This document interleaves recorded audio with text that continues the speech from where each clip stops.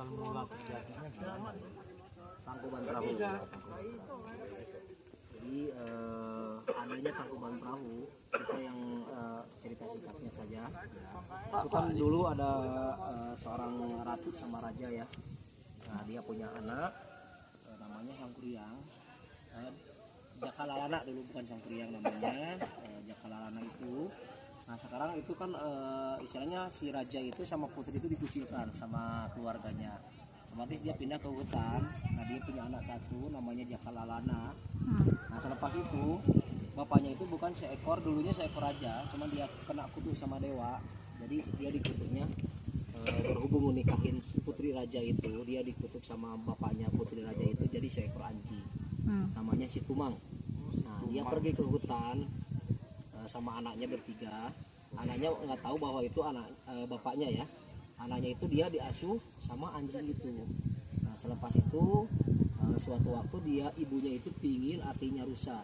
Rusa dia berburu sama anaknya itu si Tumangnya itu si seekor anjing itu. Seekor anjing. Nah betul. Dari pagi sampai sore dia nggak dapat api rusa. Sangkuriang kan nggak tahu bahwa itu anak ayahnya. Dia bunuh si anjingnya itu. Dia dikasih sama ibunya itu si apinya. Selepas itu ibunya kan nanya mana si Tumang, dia bilang ya itu yang dimakan sama ibu. Otomatis ibunya marah. Nah diusirnya lah Sangkuriang itu. Udah beberapa tahun dia udah dewasa, dari kecil sampai udah dewasa dia jumpa lagi dengan ibunya. Ibunya tetap masih awet muda. Sangkuriang tertarik sama ibunya, bahwa Sangkuriang itu nggak tahu bahwa itu ibunya. Dia kejar-kejar ibunya, mau nikahin ibunya. Kata ibunya udah tahu bahwa itu anaknya. Kalau ibunya udah tahu bahwa itu anaknya, oke, nikah dengan saya cuman tolong dalam satu malam dibikinin, ada syaratnya. Dalam satu malam tolong dibikinin danau sama perahu. Cuman dalam satu malam sebelum ayam berkokok. Sebelum Ayam berkokok. Kita satu malam. Satu malam aja harus dapat itu perahu sama bendungan damannya. Nah dia kan orang sakti Sangkuriang itu, dia bikin selepas mau selesai, ibunya pun lebih sakti. Nggak mungkin ibunya mau nikah dengan anaknya, udah tahu itu anaknya, makanya dia minta berdoa sama dewa supaya matahari walaupun masih malam, dia seolah-olah matahari udah mau terang, udah mau terbit, ada kesaktian dia. Makanya Sangkuriang dia itu marah, syaratnya nggak tercukupi, dia tendang perahunya sampai sini.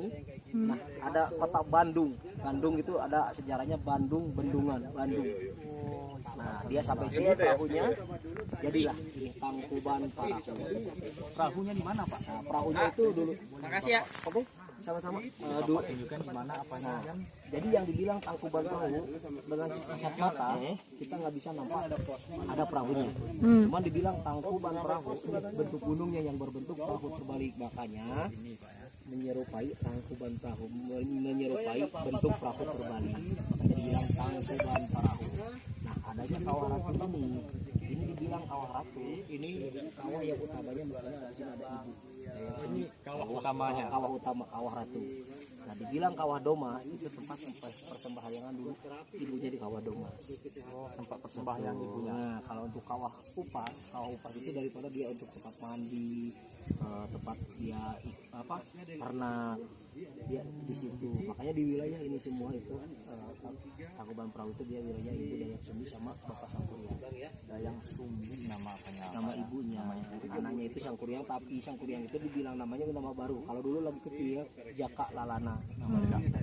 Dicerita, atau kalau mungkin lebih paham lagi, abang boleh masukin kita satu bukunya.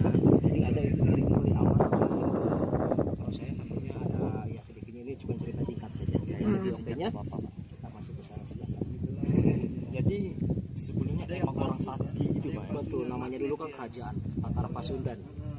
Nah itu kerajaan Majapahit kayak gitu. Kerajaan Majapahit kayak gitu. Ini, Pak. Terima kasih, Pak. Oke, sama-sama.